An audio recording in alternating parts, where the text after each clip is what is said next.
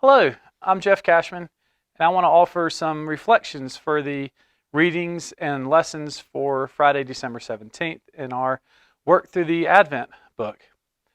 I was really excited to do this, and when I saw the passage, I really thought it spoke to me, and so hopefully I can share some of the thoughts that I had as well as the reflections. When I was reading the first couple of lines that Nan Merrill wrote about seasons and seeing how we all have seasons in our own life, it made me start to reflect on church and how we have seasons for two major Christian holidays. In my mind, kind of the two big Christian holidays. That we have Lent for Easter and Advent for Christmas. And I started reflecting about how these are seasons of preparation and how they lead us to prepare for these big, wonderful, joyous events. And I started thinking about that time, about how much of that preparation starts to create patience, and how there's that need for preparation, and in that preparation leads us to have a little bit more patience. And I don't think Jesus and God makes any mistakes, and I don't think the church makes mistakes. And I think that the reason that we have these seasons and why we have this period of time is to help us slow down and to have some conscious thought about patience and preparation.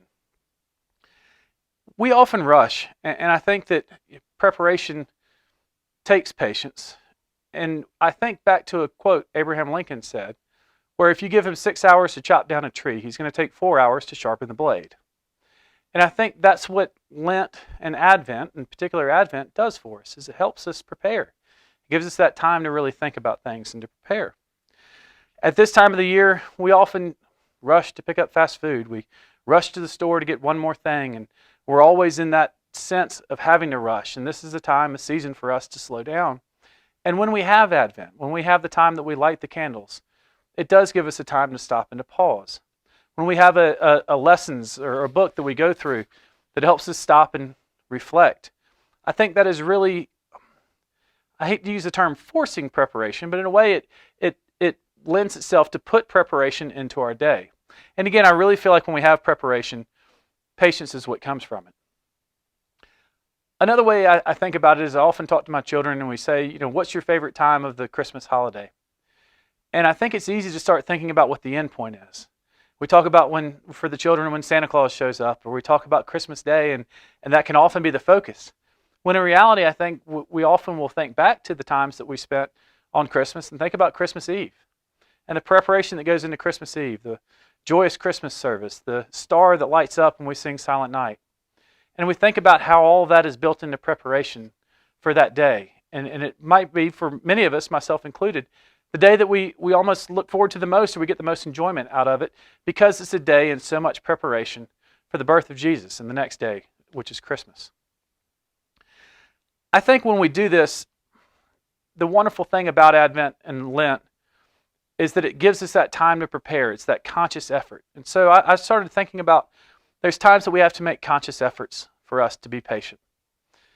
A childhood story I have is I had some friends who were in a bad automobile accident in high school. And about 2 years later, one of those friends of mine named Tyler was riding in a car with us, and someone else was driving, and was driving right behind other people's bumpers and kind of moving around and sliding to try to make sure they can make up a little bit of time. And my friend who had been in the accident said, listen, I think about how much time you actually save. Next time when you're driving, I want you to just slow down and see if you actually make up a lot of time. He said, I bet you're going to save 30 seconds. In reality, saving 30 seconds doesn't really mean a whole lot. But we get caught up in that moment of, oh my gosh, we're busy. We have to do this. We have to do that. We have to get to a certain point. Whereas if we step back and we make a conscious effort to vocalize, maybe it's to someone else, sometimes it's just to ourselves, that we should slow down and we should stop, or we can take it slower, we're not going to lose out. If it means that we have to rush to an event, or we're rushing to church and we're trying to get everyone dressed in time, I think many of you have that same experience as we do. If we just slow down, we're likely only going to be about 30 seconds or another minute later to the service.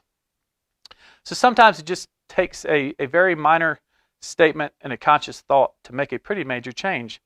And I'd like for you to consider doing that, is to try to be conscious and vocalize it and suggest, hey, why don't we all slow down and appreciate the time that we're spending together right now.